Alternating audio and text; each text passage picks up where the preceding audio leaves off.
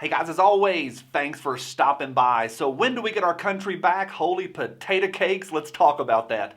Today's episode is brought to you by Shall Not Comply, apparel by Patriots for Patriots. Show your non-compliance with tyranny. There's a link down below and you can find them over at shallnotcomply.com. Today I want to talk to you about compliance with tyranny. The fact that we are literally being told that we can't go out of our homes, and how does that affect you? Now hang on, this one's going to be a doozy, and at any point, if you agree with anything that we talk about today, a big like and a thumbs up would be huge, so thanks. As an aside, real quick, let me do an update on the stimulus bill phase 4. We talked about it Friday. Two things. One, a bunch of y'all have asked for a link to the bill so that you can read it for yourself. Fantastic. I think we all should do our own research. Now, there's no bill yet. It hasn't been released. Should be out later this month. Number two, y'all know Jared from Guns&GADGETS. He called me last night to tell me all that he knows. He has a source in DC, and it looks like phase 4 might be less about assault weapons and more about red flag laws. It's all bad. Now, Jared did a live update yesterday and he got feisty in it. I'll put a link to that live feed right down below. All right, tyranny. We talk a lot about cold dead hands and no step on snack and shall not be infringed and Molan Labe. A few months ago, we were all about sticking it to the government and rallying in Virginia and Barrett Brandon. This channel is sponsored by an apparel company, Shall Not Comply, Shazam. And yet here we are, stuck in our homes, having to ask the government, are we essential or non-essential? Michigan has banned the sale of seeds. Literally, people cannot get their gardens planted because the nanny state has told them no. I have talked almost zero about the current situation because I focus mainly on 2A issues, and I've been fed up with a 24 hours a day news cycle going nuts week after week after week. But I do believe it's time right now to have a conversation because we're the patriots, the Second Amendment advocates who understand what government infringement is. 2A folks, we live with this every day. And some of y'all in other states, you live it much more than I do. So let me tell you what I think, where I think we are. And then I want to make a prediction and see what you think about it. Hang on for the prediction. Now, to be clear, I'm not heartless. I know that people have passed away. I talked to a guy this past weekend who got the C word, and it sounded, to hear his story, bad. However, we have been lied to. There are hundreds of examples. Let me start with one. Remember last week when the fear-mongering media went nuts that New York was having to bury people in mass graves? Oh no. And then those pics were circulating worldwide. Now to be clear, I'm not laughing about the deaths. I'm laughing about how we handled and how we put those out there in the mainstream news. It's nonsense. We talked about it for days. Well, here's what they didn't tell you. HART Island in the Bronx has been used as a potter's field for 100 years. It is currently the city's burial spot for all city burials. And guess what? At least since 1913, they've been burying the indigent and unclaimed there. And how have they been buried? Yep, mass graves. If you want to read more, there's a link to the HART Island article right down below. Over in Seattle, they used the Seahawks Stadium to set up an entire mobile Army hospital. Massive undertaking. And after just a few days, Seattle sent the hospital back to the Army. Why? Because they had zero patients. Zero. Just Google Seattle Army Hospital. It'll pop right up. It's there. But Johnny, it's bad out there. It's just bad, isn't it?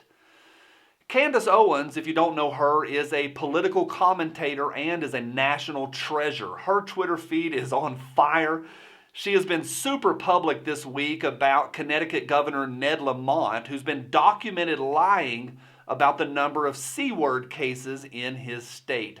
Specifically, a situation in Connecticut where an infant tragically was accidentally smothered by a caregiver while they were sleeping. It's a bad situation. Candace Owens documented that the governor, Governor Lamont, he was informed clearly about the child's cause of death, and then he went national with the story that the infant was a victim of the you-know-what. Now, it's a big back and forth. It's all on Owens' Twitter feed. But why? Why lie about this? Well, in all things, follow the money. In a state emergency, there is federal funding to be had, and these folks are motivated to show how bad it is in their respective states. Why? To get their money. Raise your hand if you're a liar. All right, next, let's go to Malibu. There was a paddleboarder. Some guy was out paddleboarding outside, literally a half a mile from anybody. He's safe. He's fine. And the genius government steps in and puts the guy in handcuffs, arrested for being outside, and now he's in jail. Why? To protect him. And all this time, I thought we were living in America. Now, Google, if you haven't heard about them, they're pretty big. Google has hinted that they are creating software that will allow the authorities to track your movements and make sure that you stay where the government tells you to. Heil Google. UFC fighter and Special Forces guy Tim Kennedy responded publicly by saying, quote, "I will literally go to war, like actual war against Google if they try to pull this," close quote. Now, I've said before that I think Tim Kennedy is a moron, and I stand by that. And this is the part of the show where you keyboard warriors say, yeah, but you wouldn't say that to Tim Kennedy's face. Yeah, you're right.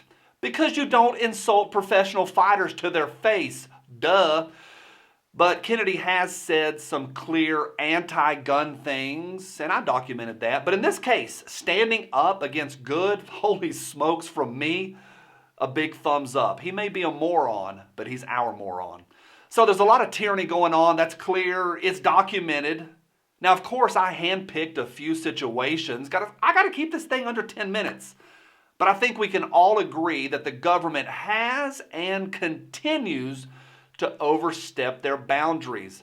The response to the C word by federal and state officials has been, in my opinion, simply wrong.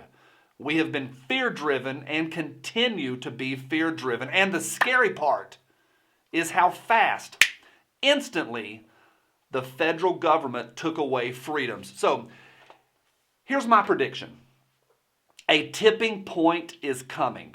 Now, we're days, no more than weeks, days or weeks, in April or May, from citizens getting tired of this crap. Giving a good old-fashioned Johnny Cash middle finger to the government and walking out their front door. I believe that. I think a massive walkout is coming.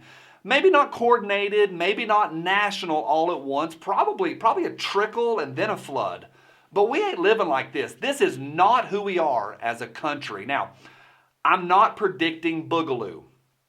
I am predicting back to workaloo.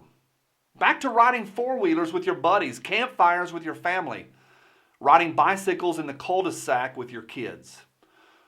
Quarantines are for the sick, not the healthy. And I think folks are ready to get back to work. Now, that's where I am. What do you think? Leave me a comment right down below and let's have a conversation. And as always, from my cold, dead hands, bye.